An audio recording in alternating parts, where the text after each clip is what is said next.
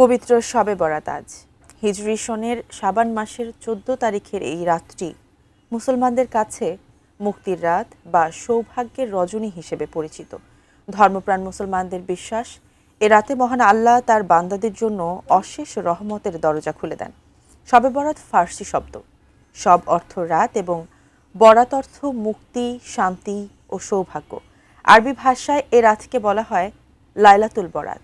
হাদিসের ভাষ্য অনুযায়ী এই মহিমান্বিত রাতে আল্লাহ তাআলা বান্দার গুনাহ মাফ করেন এবং জাহান্নাম থেকে মুক্তি দান করেন। পবিত্র এই রাতে ধর্মপ্রাণ মুসলমানরা নফল নামাজ আদায়, কোরআন তিলাওয়াত, জিকির আজকার এবং দোয়ায় মগ্ন থাকেন। অতীত জীবনের ভুল ত্রুটির জন্য ক্ষমা প্রার্থনার পাশাপাশি ভবিষ্যৎ জীবনের কল্যাণ কামনায় মোনাজাত করেন তারা। একই সঙ্গে মা, বাবা, আত্মীয় স্বজন এবং সমাজ, রাষ্ট্র ও সমগ্র বিশ্বের শান্তি ও সমৃদ্ধি কামনা করে দোয়া করেন।